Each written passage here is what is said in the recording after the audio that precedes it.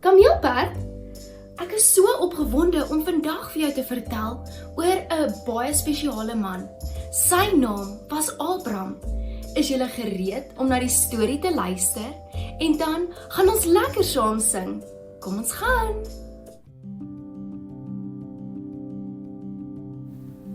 Die Here het vir Abraham gesê, trek uit jou land uit, weg van jou mense en jou familie af, na die land toe wat ek vir jou sal aanwys. Ek sal jou 'n groot nasie maak. Ek sal jou seën en jou 'n man van groot betekenis maak. En jy moet tot 'n seën wees. Ek sal seën wie jou seën en hom vervloek wat jou vervloek. In jou sal al die volke van die aarde geseën wees.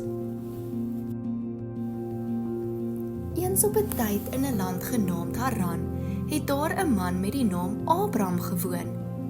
Hy was 'n goedhartige en getroue man wat in God geglo het en hom liefgehad het.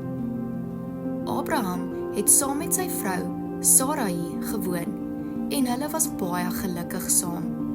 Eendag het God met Abraham gepraat en gesê, Abraham, ek het 'n spesiale plan vir jou. Verlaat jou land, jou familie en jou huis en gaan na 'n land wat ek jou sal wys.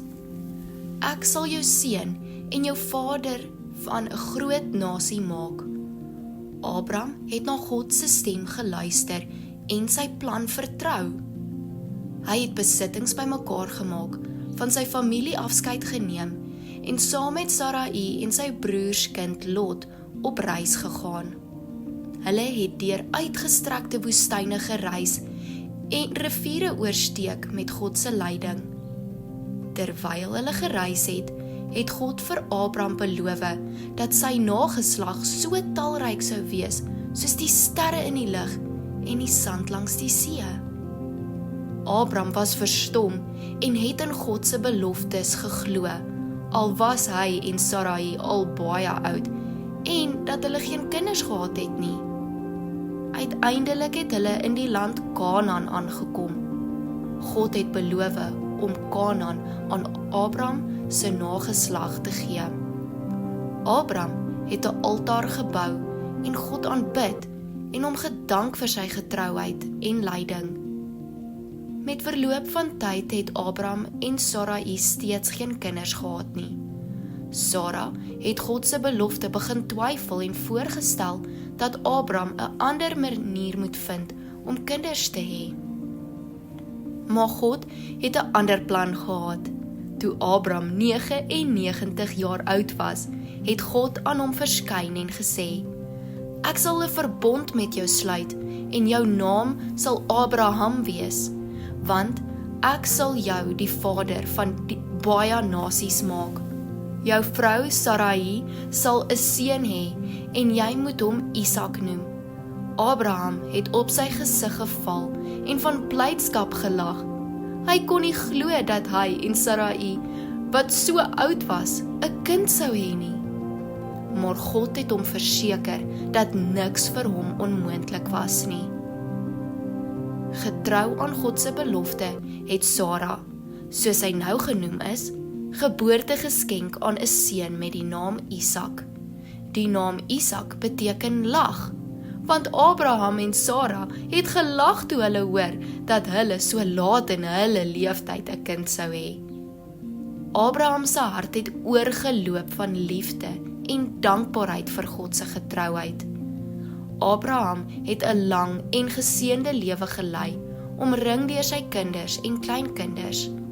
Hy was bekend as die vader van geloof en sy verhaal leer ons om op God se beloftes te vertrou en sy leiding te volg.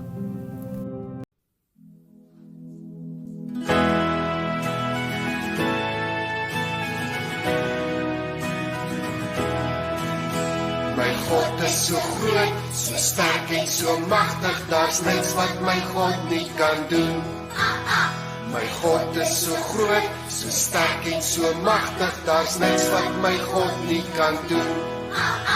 Die berge maak hy, die riviere daarby, die see en alles daarin.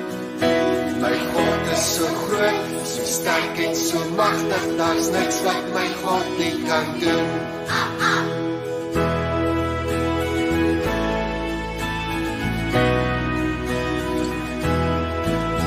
My God is so groot, so sterk en so magtig, daar's niks wat my God nie kan doen.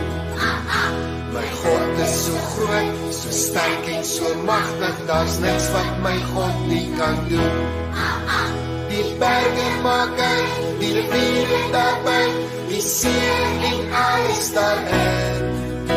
My God is so groot, so sterk en so magtig, daar's niks wat my God nie kan doen.